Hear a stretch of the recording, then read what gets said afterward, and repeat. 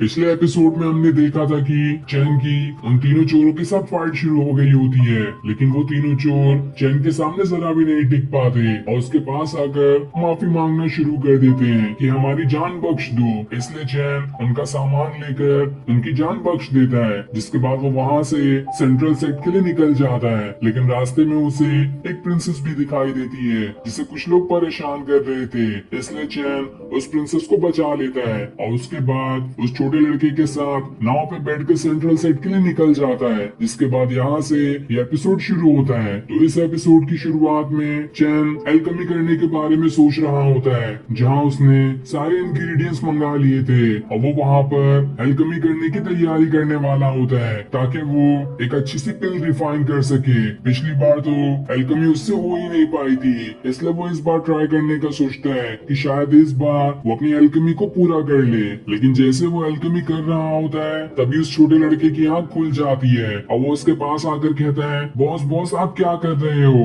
लेकिन जैसे ही चैन का ध्यान उस लड़के की तरफ जाता है उतने में ही उसकी एल्केमी खराब हो जाती है और जो पिल वो रिफाइन कर रहा था वो भी जल जाती है। ये देखकर चैन एकदम ज्यादा गुस्सा हो जाता है कि इस छोटे लड़के की वजह से मेरी पिल जो रिफाइन कर रहा था वो भी खराब हो गई, अब मुझे दोबारा से वो पिल रिफाइन करनी पड़ेगी। इसलिए वो छोटे लड़के को चिल्लाना शुरू कर देता है। तब वो छोटा लड़का उससे कहता है, बॉस आप मुझे एक बार ट्राई करने दो, मैं सच में आपको एक बढ़िया से पिल रिफाइन करके दूंगा, क्योंकि जो टेक्निक वाली बुक आपने मुझे दी थी उसमें एल्केमी के बारे में भी लिखा हुआ था, इसलिए एक बार तो मुझे ट्राई करने दो, हो सकता है कि मैं अच्छी पिल रिफाइन कर दूं। तब ये सुनकर चैन उसे एक बार पिल रिफाइन करने का मौका दे देता है। ये सुनकर वो छोटा लड़का खुश हो जाता है। जिसके बाद वो छोटा लड़का उस एल्केमी वाली बुक के अंदर से सबसे बढ़िया वाली एल्केमी का फॉर्मूला ढूंढने लगता है ताकि वो उस पिल को रिफाइन कर सके। जिसके बाद वो फर्नेस के अंदर इंग्रेडिएंट्स डालना शुरू कर देता है और उसके बाद वो जो अपनी नई सीखी हुई टेक्निक थी उसका इस्तेमाल करता है, जिस वजह से उसकी कैट स्पिरिट बाहर आने लगती है और वो कैट स्पिरिट ही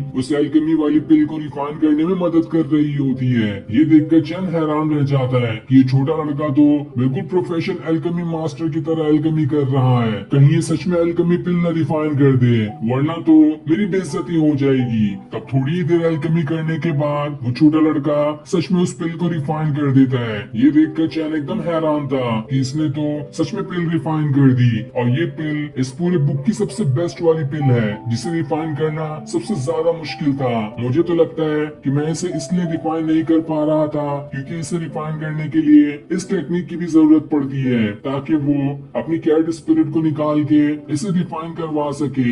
उसके बगैर शायद ये पिल रिफाइन होगी। लेकिन चाहे कुछ भी हो जाए मैं ऐसी लड़कियों वाली टेक्निक नहीं सीखने वाला जिससे मेरे सर पर ही बिल्ली जैसे कान निकल कर आ जाए। मैं कभी एल्केमी नहीं कर पाया तो भी चलेगा, लेकिन मुझे इतनी घटिया टेक्निक नहीं चाहिए। जिसके बाद वो छोटे लड़के से कहता है, तुमने अच्छी पिल रिफाइन करी है लेकिन मुझसे ज्यादा अच्छी नहीं, और मेरे लिए तुम्हारे पास एक काम भी है। जब तुम्हें इतना ही इंटरेस्ट है एल्केमी करने में तो तुम मेरा एक छोटा सा काम करो और इस बुक के अंदर जितनी भी एल्केमी वाली पिल्स हैं उन सभी को रिफाइन कर दो। देखो मैंने सारे इंग्रेडिएंट्स पहले से यहाँ पर लाकर रख दिए हैं। ये सुनकर वो छोटा लड़का हैरान हो जाता है कि इतनी सारी पिल रिफाइन करना, लेकिन तब भी वो इस काम के लिए मान जाता है। वहीं हम उस प्रिंसेस को देखते हैं जो चुपचाप से चैन की नाव पर बैठकर आ गई होती है। तभी उसे एल्केमी की भी पिल की खुशबू आने लगती है, इसलिए वो उसी ओर जाना शुरू कर देती है ताकि रिफाइन की हुई सारी की सारी पिल को खा सके। तब उसे वो छोटा लड़का पिल रिफाइन करते हुए दिखाई देता है जिसने काफी सारी पिल रिफाइन कर दी थी।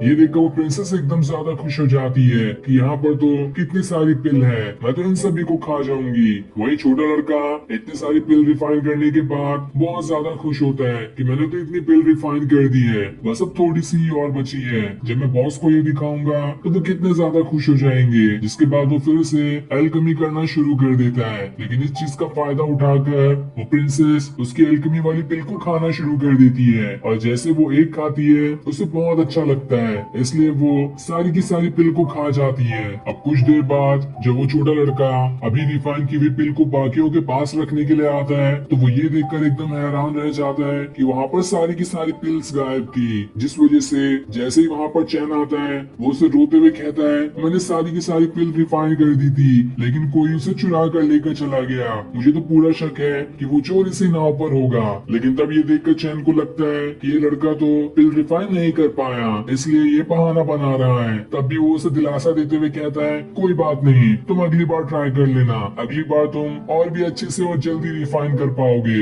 लेकिन तब ये सुनकर वो छोटा लड़का वहाँ से भाग जाता है और चिल्लाते हुए कहता है जिसने भी मेरी पिल चुराई है मैं उसे जिंदा नहीं छोड़ूंगा। वहीं ये सारी चीजें देखकर वो प्रिंसेस तो बहुत ज्यादा खुश हो रही होती है क्योंकि उसी ने सारी की सारी पिल खा ली थी। अब रात को जब सभी आगे बढ़ रहे होते हैं कि तभी उनकी नाव के सामने एक बहुत ही बड़ा ऑक्टोपस मॉन्स्टर आ जाता है जो कि बहुत ही बड़ा और पावरफुल दिखाई दे रहा था। और वो आते साथ ही नाव के ऊपर अटैक करना शुरू कर देता है जिस वजह से सारे लोगों में अफरा तफरी मच जाती है। सभी इधर उधर भागना शुरू कर देते हैं लेकिन वो मॉन्स्टर लोगों को पकड़ के खा रहा होता है। तब ये देखकर चैन बाहर आता है और वहाँ के लोगों को बचाने की कोशिश करता है। साथ ही उसे वहाँ पर वो प्रिंसेस भी दिखाई दे जाती है जिसके पास से उसे वो पिल्स मिलती है। ये देखकर वो समझ जाता है कि वो छोटा लड़का झूठ नहीं कह रहा था और सारी पिल चुराने वाली ये प्रिंसेस ही है। तभी वहाँ पर वो मॉन्स्टर आने लगता है इसलिए चैन उसे वहाँ से हट जाने कहता है लेकिन वो प्रिंसेस तो अपनी पावर्स का इस्तेमाल करते हुए उस मॉन्स्टर के ऊपर अटैक करने के लिए चली जाती है लेकिन वो मॉन्स्टर उसे वहाँ से उठाकर दूर फेंक देता है। जिसके बाद चैन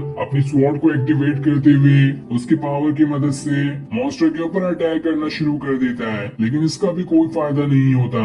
उसका एक भी अटैक उस मॉन्स्टर पे तो लगता ही नहीं। वहीं जैसे ही चैन बची हुई पिल को उठाता है वो पिल की पावर उसके हाथ के अंदर ही चली जाती है और जैसे ही उसके अंदर पावर जाती है उसका ड्रैगन हाथ में से बाहर निकल कर आ जाता है जो अभी थोड़ा बड़ा हो चुका था और अब उसके पास फायर सुगलने की पावर्स भी आ गई होती है। इसलिए वो उस मॉन्स्टर के ऊपर अटैक करना शुरू कर देता है। जहाँ मॉन्स्टर भी उसके ऊपर अटैक करता तब ड्रैगन को देखकर वो प्रिंसेस चैन को बताती है ये ड्रैगन तो सच में बहुत ज्यादा पावरफुल है। आज से हजारों साल पहले एक मैस्ट्रिक मास्टर हुआ करते थे, उनके पास ही ऐसा बीस्ट था। कहा जाता है कि ये ड्रैगन अब तक के सबसे ज्यादा पावरफुल ड्रैगन में से एक है लेकिन अभी इसकी पावर्स इतनी ज्यादा नहीं है। जब ये पूरी तरह से तैयार हो जाएगा तो इसका मुकाबला दुनिया का कोई ड्रैगन नहीं कर सकता। जो सुनकर चैन भी हैरान रह जाता है कि आखिर ये कितना ज्यादा पावरफुल ड्रैगन है लेकिन मुझे जैसे भी करके इसे जल्दी बड़ा करना होगा ताकि बाद में ये मेरी मदद कर सके। तो वहीं छोटा होने की वजह से वो मॉन्स्टर उस ड्रैगन को वहां से उठाकर दूर फेंक देता है। जिसके बाद इस चीज से गुस्सा होकर चैन अपनी स्वॉर्ड लिए उस मॉन्स्टर के ऊपर अटैक करने आता है लेकिन इसका भी कोई फायदा नहीं होता। उसका एक भी अटैक उस मॉन्स्टर को खरोच तक नहीं दे पाता। तब वो प्रिंसेस उस मॉन्स्टर से लड़ने के लिए अकेले चली जाती है ताकि उस मॉन्स्टर को सबक सिखा सके क्योंकि उसके पास भी कुछ पावर्स है। लेकिन अब वो मॉन्स्टर उसी के ऊपर अटैक करना शुरू कर देता है पर तब भी वो प्रिंसेस उससे जरा भी नहीं डरती। अब वो वहाँ पर अपनी स्नो पावर्स को एक्टिवेट करना शुरू कर देती है जिसके अंदर इतनी ज्यादा पावर्स होती है कि वो उस सारे के सारे मॉन्स्टर को बर्फ में ही जमाना शुरू कर देती है। साथ ही आसपास का पानी भी बर्फ में जमना शुरू हो जाता है। ये देखकर चैन एकदम हैरान रह जाता है कि आखिर इस प्रिंसेस के पास कितने ज्यादा पावर्स है। और फिर ये सीन दिखाते ही ये एपिसोड यहीं पर एंड हो जाता है। Thanks for watching.